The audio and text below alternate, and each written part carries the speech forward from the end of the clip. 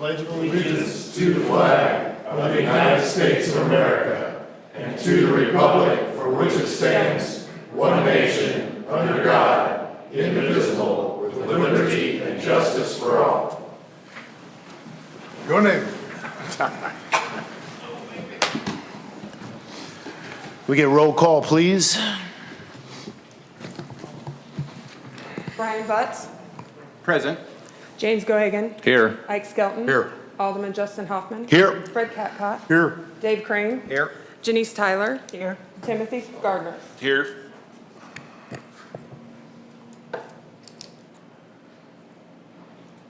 I could turn it over to Mr. Spikerman, if I would, please. Gilmore and Bell. Thank you. My name is Mark Spikerman. I'm an attorney with Gilmore and Bell, and I represent the city of Osage Beach. In a little bit, I'll be giving a presentation, kind of a TIF Commission 101. But the first act for you guys to consider is electing a chairman and a secretary to run the TIF Commission. So at this time, I think it would be appropriate to entertain a motion to nominate someone to be chair and to be secretary. I'd like to make a motion that Justin Hoffman be the chair. I'll second it. Roll call vote, please. Brian Butts. Aye. James Gohagan. Aye. Ike Skelton. Aye. Fred Catcott. Aye. Dave Crane. Aye. Janice Tyler. Aye. Timothy Gardner. Aye. Alderman Hoffman. Yes. Alderman Hoffman, you are now chair. I think it would be appropriate to entertain a motion to appoint a secretary. All right, thank you, committee members. I would like to entertain a motion to appoint secretary.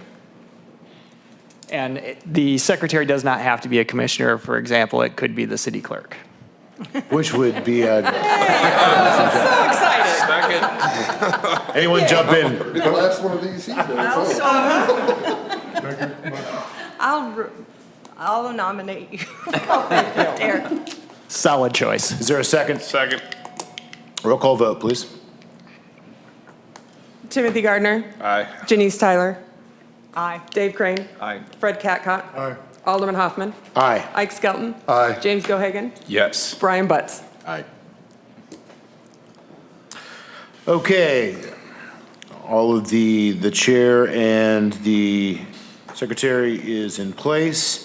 I would now like to turn it back over to Mr. Spikerman to give us an overview on the TIF process. This is what we around here call TIF 101. So, Mr. Spikerman, if you would.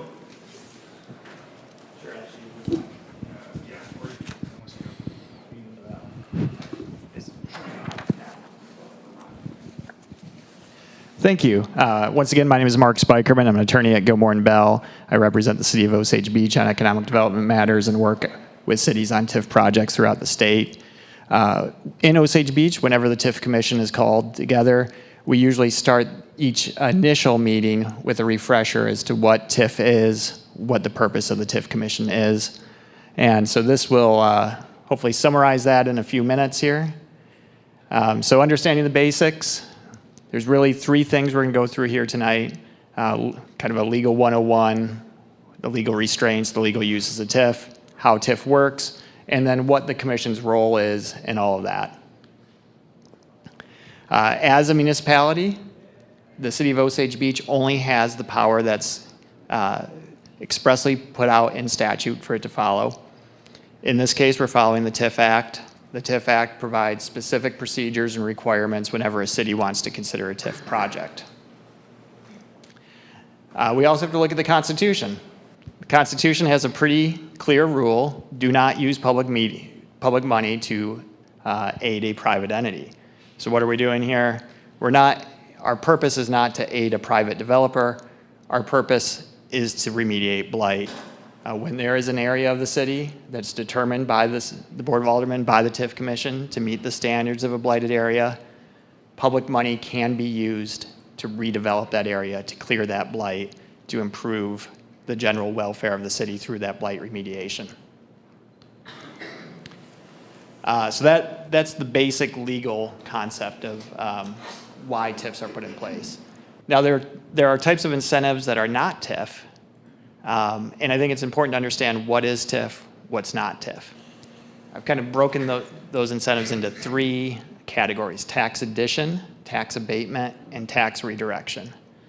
So tax addition is not TIF.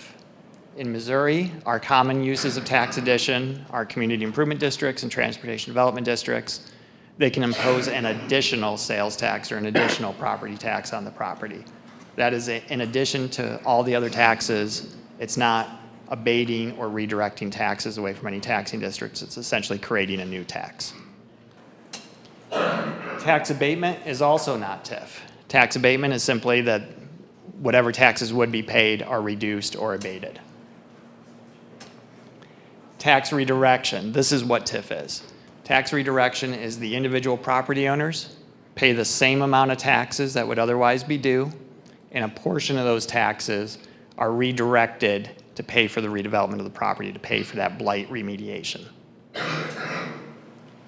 So a basic TIF vocab lesson here for those who, I know the font's a little small on the screen. TIF Commission, that is those of you in front of me here, representatives of the city, the county, the school district, and other taxing districts who under the TIF Act are convened to hold a public hearing and make a recommendation regarding a proposed TIF plan and project. The redevelopment plan is a document, a paper document that describes a program of redevelopment for a specific area. It's a physical document. I know those of you on the commission have received a preliminary draft of the Osage Marketplace redevelopment plan. And for those of you who may not know, we anticipate receiving a revised version of that later. We have not yet received it. The redevelopment area, that's the area described in the plan in which TIF would be implemented. The redevelopment project is the project described in the plan. There's also a concept of redevelopment project area, or we often call them RPAs. This is essentially a sub-phase of the TIF. We're allowed to create separate phases, or separate redevelopment project areas, and activate them at different times. Very useful when you got a large project and it's phase development. TIF revenues consist of payments in lieu of taxes, or we call them pilots. Those are incremental gains in property taxes. We've got another slide later on here, but essentially, if you've got a base year pre-development and taxes go up when you redevelop it, the difference between the base year and the current year is the pilots. Economic activity taxes, or EATs, are essentially incremental sales taxes. So you've got a base year level of sales taxes. You put in new businesses, the sales taxes in that area go up. The increase is what we call EATs.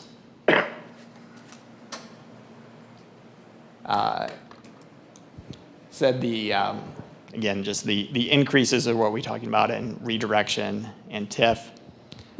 When we're implementing a TIF, a few basics to remember is that it can only be used in areas that are blighted, or there's another definition in the TIF Act called conservation area, which essentially means not yet blighted but on its way. And there are certain findings that need to be made in order to implement a TIF. In addition to finding that the area is blighted, the big one is what we call the but-for test, that the project would not reasonably anticipated to be developed without the adoption of tax increment financing. When a final plan is presented to you, there will be financial information. There'll be information on rates of return and other sources and uses. And that information will illustrate why, in the applicant's opinion, the area would not be reasonably anticipated to be developed without that. Usually you could say if you got for instance, if you had a negative return on investment, you would not invest in a project. If you had a return on investment that met market standards, that would be an area that would be invested in. A couple other legal findings that are required. A redevelopment plan must conform to the city's comprehensive plan. Comprehensive plan is sort of a universal planning document in the city. The redevelopment plan is not a substitute for city planning. And then the TIF Commission itself has to be presented with enough financial information for the TIF Commission to make a finding with respect to financial feasibility. Here's just a little more detail on what we call pilots. The taxes that are affected, the real property taxes, are county, school, library, senior services. What's not impacted Missouri Blind Pension Trust, Sheltered Workshop, certain emergency districts, commercial surcharge, personal property taxes, and future voter-approved taxes. So if any of the taxing districts were to have a voter-enacted tax increase after the approval of a redevelopment plan, that increase is no longer subject to TIF.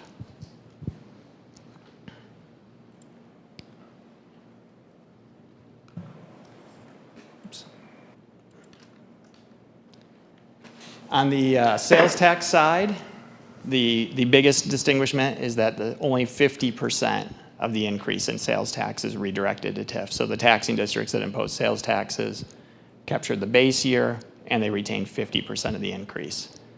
The other 50% then goes to the TIF and can be used to pay redevelopment project costs. The exclusions there, we have the taxes on hotel room sales. We have future voter-approved taxes again, certain emergency service districts, including the fire district. And then you'll note there's an asterisk on state sales tax. In a normal TIF project, state sales tax is not captured. However, there is a procedure in which you can apply to the state of Missouri to receive what's referred to as state supplemental tax increment financing, in which case the state could award a portion of its sales tax. So role of the TIF Commission, why are you here? That you are here to hold a public hearing, to review the plan, the project, the area, and upon completion of that public hearing, to render a recommendation to the Board of Aldermen regarding whether the board should approve or not approve a planned project in redevelopment area.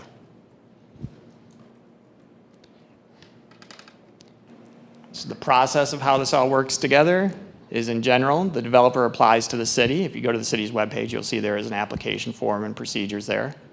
The application is vetted. Once a redevelopment plan is finalized or near final, notices are mailed and published, and the TIF Commission is convened to hold a public hearing regarding that. After the TIF Commission holds its public hearing and makes its recommendation, the TIF Act prescribes that within 14 to 90 days, it's very specific, I'm not sure why, but within that window, the Board of Aldermen must then, if they wish to proceed, introduce legislation approving the TIF redevelopment plan and project, and then the board itself would have the final say. Are there any questions regarding kind of TIF 101, TIF basics? So after this meeting, we'll have 14 to 90 days to proceed? After the close of the public hearing, and we'll get into that a little bit tonight, we don't expect the public hearing to be closed tonight. We expect it to be continued to a later date. But upon that. Any other questions? So the next thing you may want to consider, next on the agenda is the public hearing, opening it. It's very often that TIF commissions will want to set procedures to ensure that an orderly public hearing occurs. As I mentioned earlier, we do not have a final plan to present tonight. There will be no presentation regarding a redevelopment plan. It's still going through some revisions and scrubbings. So in light of that, our suggestion would be that for people who wish to comment, they can email the city clerk. They can, Tara, I believe there's comment cards in the back there. We will take the emailed questions. We will take the comment cards. We will, when a final plan is available, we will answer those questions. Should someone still like to speak tonight, it will be a public forum. It will be a public hearing. We recommend a 2-minute limit, though, on each speaker, which is similar to what happens in most public meetings. Also of note, this is a public hearing. It's not a Q&A session. We don't anticipate any project specifics being discussed. We don't have final information in which to answer any of those questions. Given that, again, my suggestions would be a procedures consisting of emails to the city clerk, comment cards, which we will answer when information is available, and then should someone like to speak, a 2-minute time limit. Do we need to make a motion for that to be 2 minutes? If you'd like to make a motion to adopt those procedures, and that would be for tonight only. When we do have more information, you could adopt. Any discussion as to the procedures? Anyone have anything like to comment? Well, I mean, we have the authority to make it 3 or 4 or 5 minutes, whatever we want to do. 2 minutes is probably fine. 3 minutes might be a little bit better. You know, people to get their thoughts together. And I think one of the biggest, to me, the biggest responsibility here is to make sure that the public has their voice and what they want to say. But so I would move to make it 3 minutes. Is there a second? Second. Roll call vote? Alderman Brian Butts, Aye. Jacob Nucci, Aye. James Gohagan, Aye. Ike Skelton, Aye. Alderman Hoffman, Aye. Fred Catcott, Dave Crane, Aye. Janice Tyler, Aye. Timothy Gardner. Aye. Thank you, and I believe that the comment cards are in the back, and for those who do wish to speak, they should sign in information here at the dais. Okay, if I could, please. I want to reiterate, this is not a Q&A tonight. So we provided comment cards out back. We do want to hear from you, the direct questions, whether we can answer them via email, or it could be that the next time when we reconvene, your question has been answered. So please fill those out. Please get your questions to us. When you come up tonight, please sign in. You'll have 3 minutes. There's a lot of people in the room. Don't make me use the gavel. I will. Before we start, I'd like to invite Chris Foster and let him take the floor first.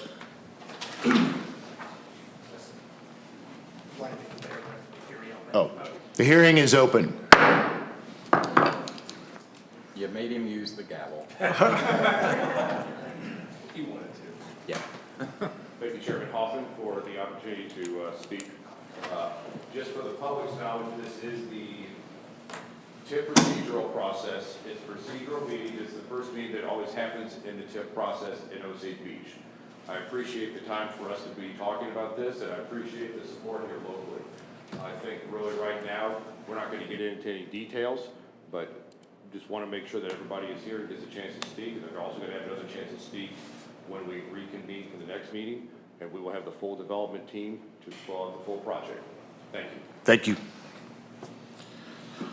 All right, step right up. Who'd like to go next?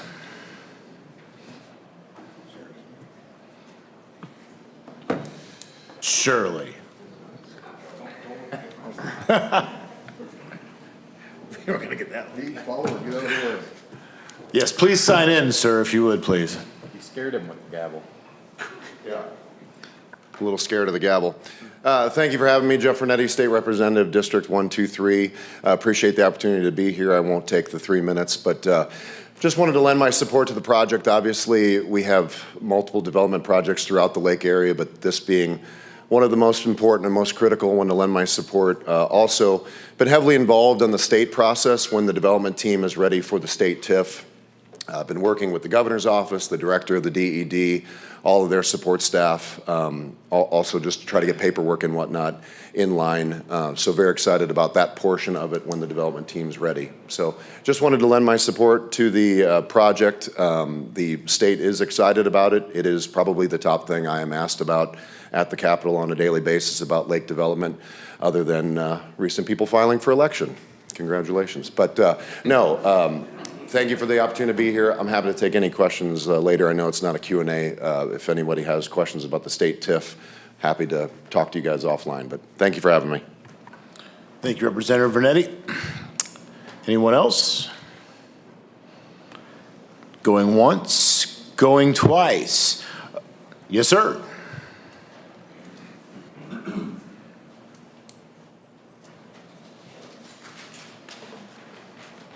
Good evening, Mr. Chairman and members of the Commission.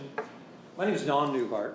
I've been a resident of the lake area since about 1976. I've worked in many different capacities. I've made the lake area my life, most all of my adult life. Love it here. My wife and I met here, and we like being here.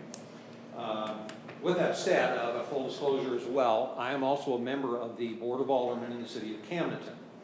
I am categorically not here tonight to speak on the behalf of that board or any other members of that board. I am here strictly tonight in the capacity of an individual citizen who does, of course, have a great view of the lake area, what a great place it is to live. Don't want to see that jeopardized.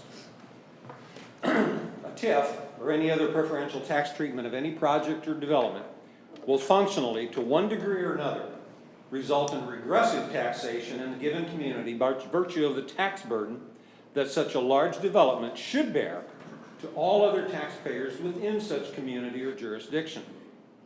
Public services funded by property taxes are deprived of the revenue they otherwise would be receiving to provide the services they are constituted to and obligated to provide. Such arrangements, as the gentleman expounded upon earlier here tonight, are euphemistically described as tools for economic development.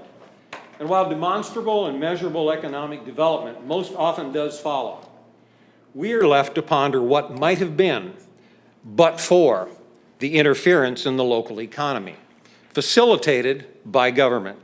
Starting first around 40 years ago when the state of Missouri did enact Section 99.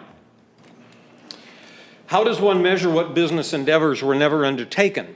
Simply because the behemoth that is the essence of most TIF-enabled projects squeezed out those intrepid self-reliant entrepreneurs or would-be entrepreneurs.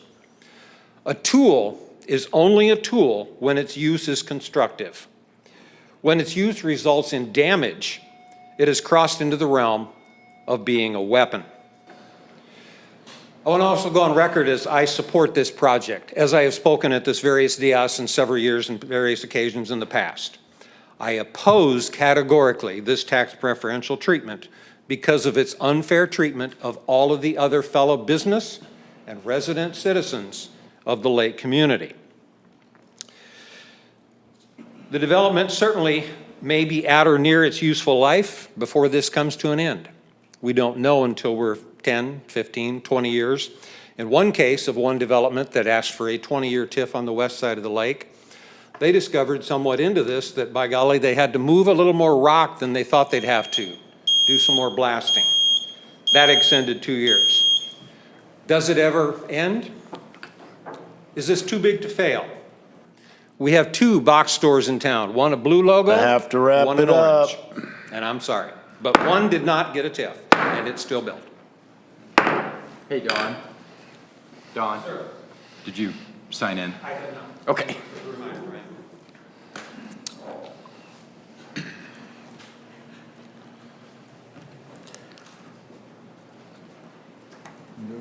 Well, I feel the counterpoint is coming. Thank you. And our next speaker, this could be the counterpoint here. Good evening. Thank you, Chairman. Oh, Mr. Tagatoff, you're out of order. thank you, Chairman. My name's Jeff Tagatoff, commercial real estate developer, commercial property owner here in the lake area, the owner-developer of the Sycamore Creek Apartments, as well as the Oasis at Lakeport development. I've obviously been in front of the TIF Commission for the Oasis at Lakeport project. And I just want to say, you know, obviously I'm a believer and have seen the powerful tools that the state enables us to use as developers for catalytic projects. I do not believe that economic development happens in a vacuum. I also do not believe it's a zero-sum game. I don't believe there's winners and losers. I don't believe that by the mall essentially winning and receiving a TIF that I will lose. I think we all win together, and that's what the purpose of these economic development tools are. And it's not just for the developers, it's for the entire community.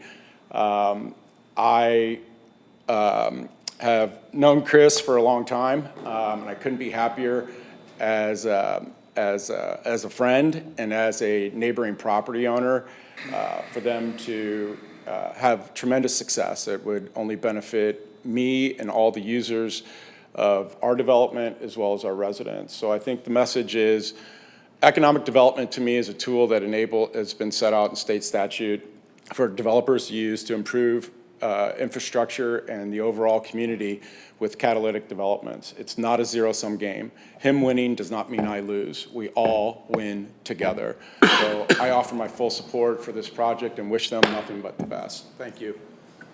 Thank you much. Gotta listen to it now. It's a big book.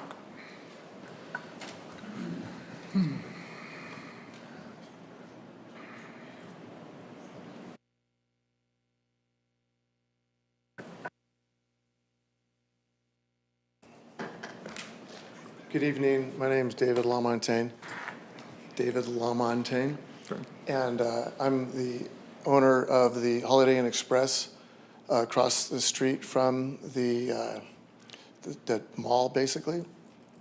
And I'm here really about the entire community of the lodging industry in the lake, and that's where my concern is. I'm not super supportive of the existing project with the hotels included with it because I'm concerned about oversaturation in our overall market. Would we like to see that property not be blighted and find a better use? The answer is yes to that element. And so I've got this study right here, which is a study of lodging in the lake area done about a year ago. And there's not enough room. My concern is, and the study supports that, there's not enough room to have the 400 rooms that are going in at Oasis, and then another couple hundred rooms going in across the way at the outlet mall, and then within the casinos that perhaps we have going in. In other words, there's a lot of development going on, and the concern would be for the hotels that are currently in the market, having there be oversaturation. And so if the oversaturation means that they can't pay their mortgages, if the oversaturation is they can't pay their employees, and then those properties go down while other properties come up, then we're just trading off blight, in other words. I'm not so concerned about that with our property as I am about the entire market from an overall perspective. And so my interest is asking you guys to be aware of this concept, that we do not want oversupply of lodging within the industry, within the entire lake area. That's not going to be a positive for the industry. It's not going to be positive for the employees that are working there now or the employees that are working in other properties now. So with that, that's all I had to say. I got 1 minute to go, and we're good. Thank you. All right, thank you. Yeah, that's how you beat the gavel right there. Well done, sir. All right. Anyone else? Looks like we got a couple.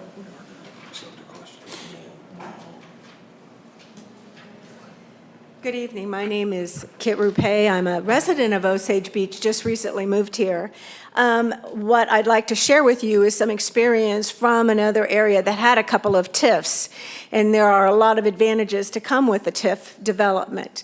One TIF development was on more raw land where there wasn't the infrastructure there, but it didn't have areas that were underutilized, and the benefit to that has been extraordinarily positive on the community and growth. It became a destination in a matter of speaking.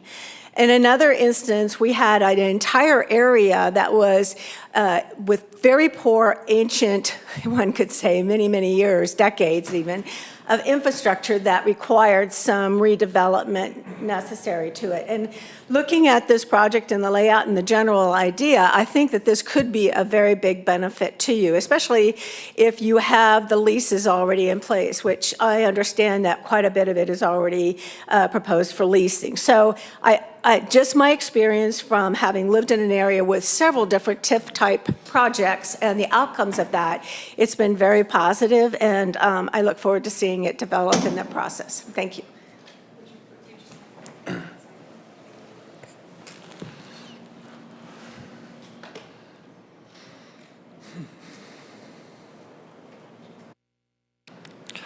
Something we might consider here, Mr. Spikerman, is Commissioner Skelton brought this up. We would kind of like, it would be nice to be able to ask questions of the people when they come up and speak. We're going to hold that till next time, but I want to make sure that procedurally we can do that, correct? So anyone who wants to come back and speak at the next meeting, we're going to open it up to where the commissioners can ask questions. Thank you. Sure. And do we have anyone else?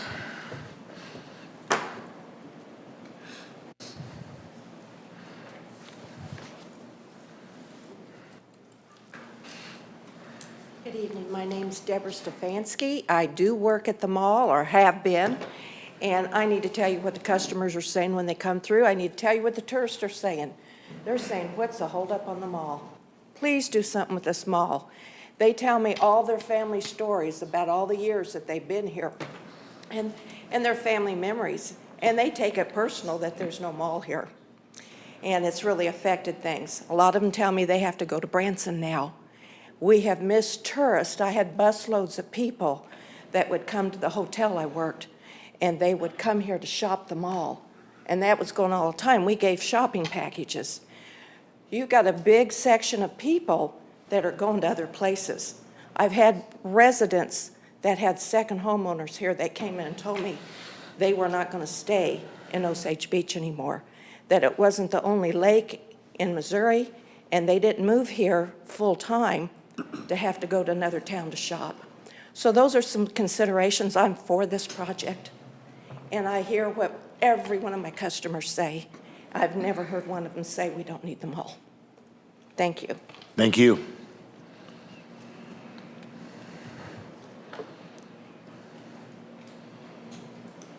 And our next speaker, looking around the room. Sign in. I think we know your name, but big yellow signs.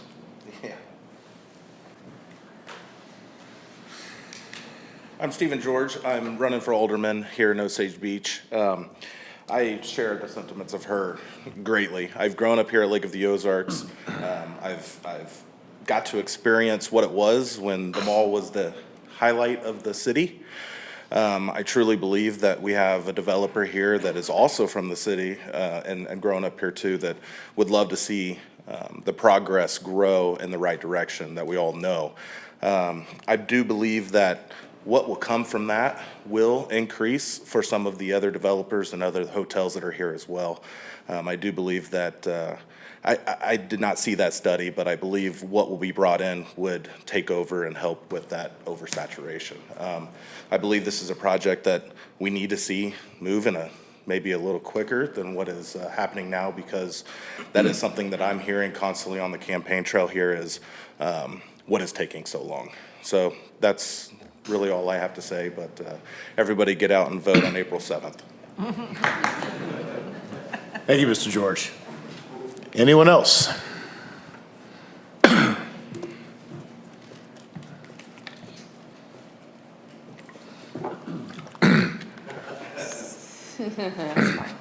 Susan Ebling, I am here also as a citizen, although I do serve on a committee here at the city and have for 20 years.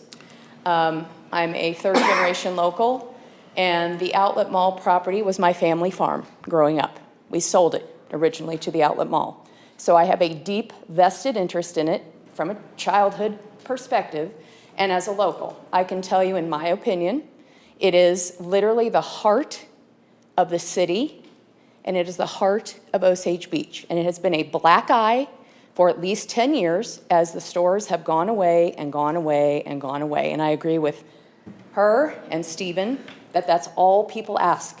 I'm a real estate agent. I have been for 27 years. I work with developers every day.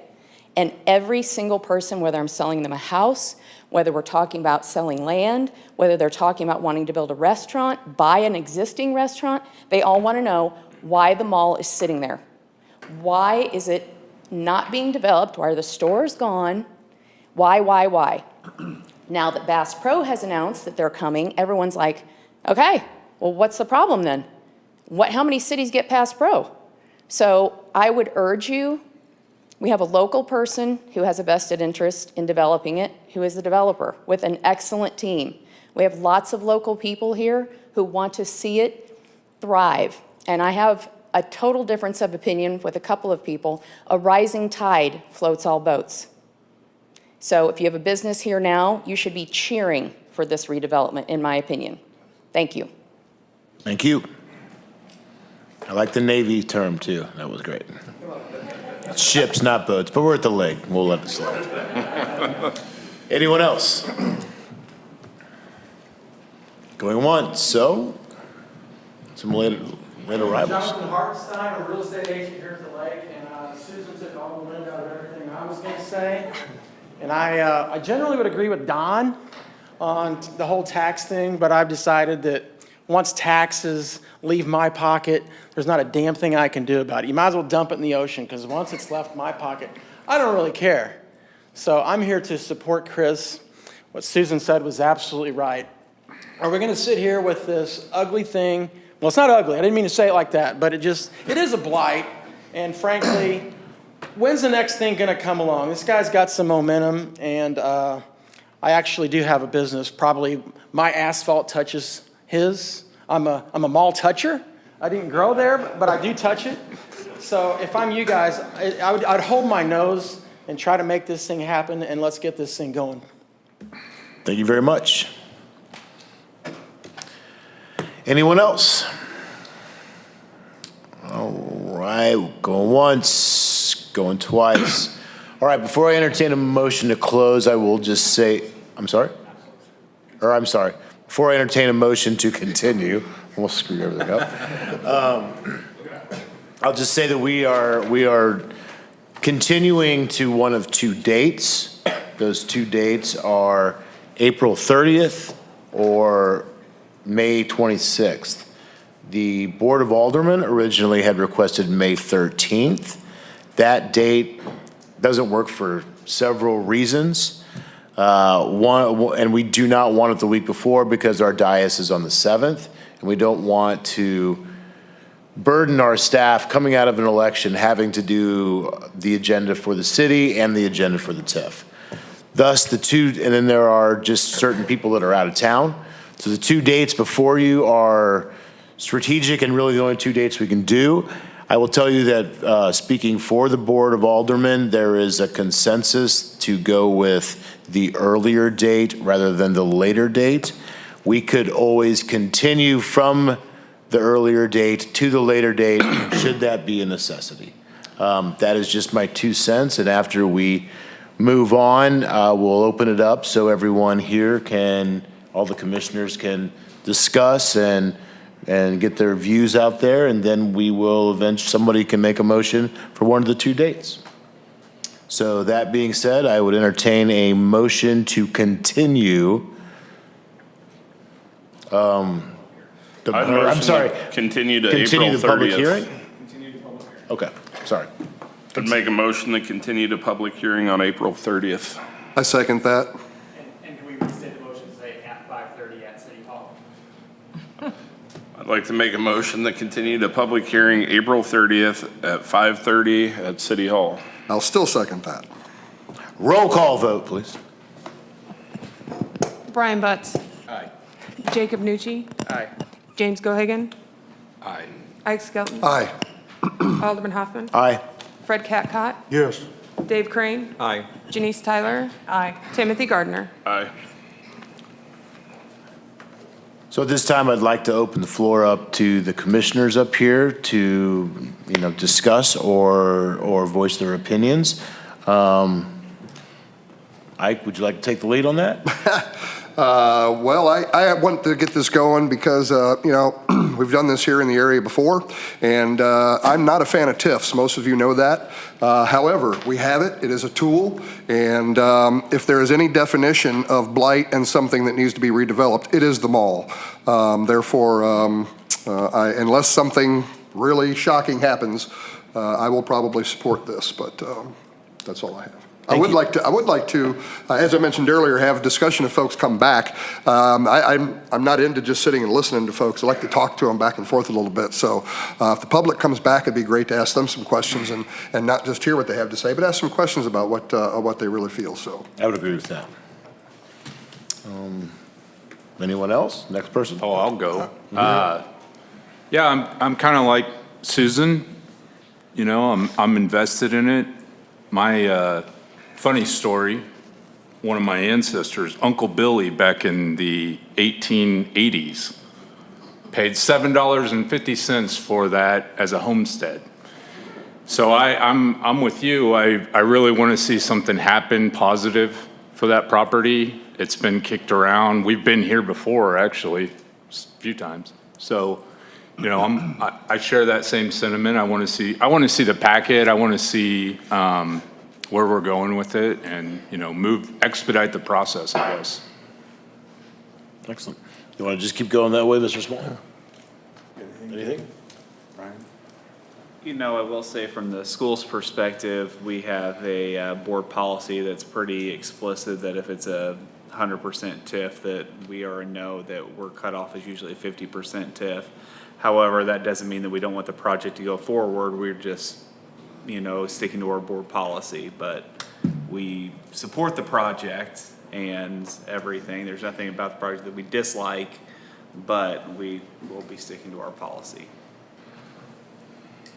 But I hope everyone else votes for it.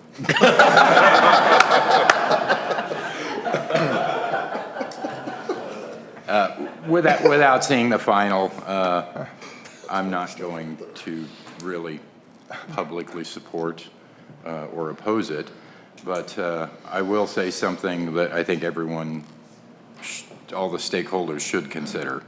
The lake brings people to the area.